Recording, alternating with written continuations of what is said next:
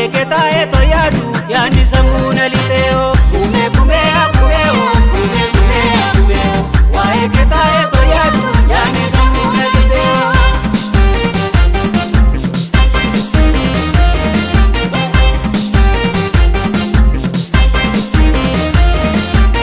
Lokeenya ceetee sandaaboo laga dhikoo gammadeedu guggubateera garaanko waaqa malee namni beeku. Lokeenya ceetee sandaaboo qarree horaa gammadeedu siibna dhumee marrimaanko waaqa malee namni beeku. Guggubateera garaanko waaqa malee namni beeku siibna dhumee marrimaanko waaqa malee namni beeku. Gara lakkooftu teenyee waliin dubbanne mana sodaata kootu waliin guddanne tokkee lagaarraan fiigee na beebee ba'ee otoon si laalu miila gubuun na da'ee na dura deemta sumarra ijjetiya irra na laalta gubata keessitiya kan irra laafe laalee tokkee gamana eenyu maraate wanni saree barana amaltu gadaa'e wanni saree barana. Sholeen gala akkan taa'ee garree bakka niisa sholeen tala ni bareeda akkamii kan siniisa. Sholeen gala akkan taa'ee garree bakka niisa sholeen tala ni bareeda akkamii kan siniisa. Atuu dammaa dammi maalinni kabbaneessitu akka aannani. Atuu dammaa dammi maalinni kabbaneessitu akka aannani.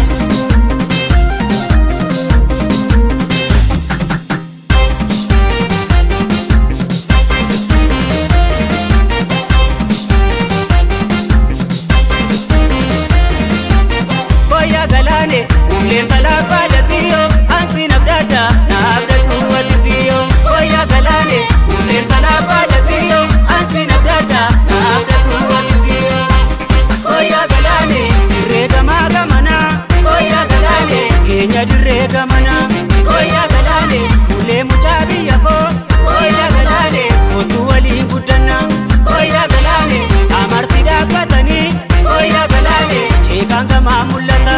Koya galane halkan bariidhaan ka'ii koya galane naagootu gaaf sanbata. Koya galane kaamisattaan daldala koya galane miidhaminaaf misana. Koya galane himbooyinii na obsi koya galane waala garraa miilana. Koya galane tokkeerraan baabbicha buune koya galane baay'ee dhagaa wajjin taane. Koya galane uleen talaabbaa dasiyoo siifan maraadhe ni beekta kaa'ati siyoo. Koya galane uleen talaabbaa dasiyoo siifan maraadhe ni beekta kaa'ati siyoo. Meenatta seeti gurratta waa sitti maa meenatta seeti gurratta waa sitti maa meenatta seeti gurratta waa sitti maa siin guddifadha ati gichuu daa'ima.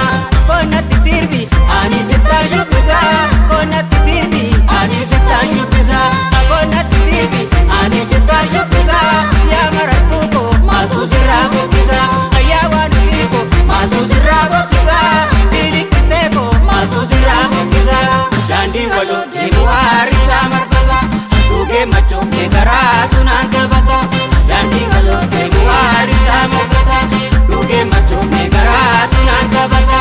Daandii waloo deemu harrisaa marfata dhugee machoofne karaatu naan qabata. Atuu dammaa dammi maalinni kabbaneessitu akka aannani.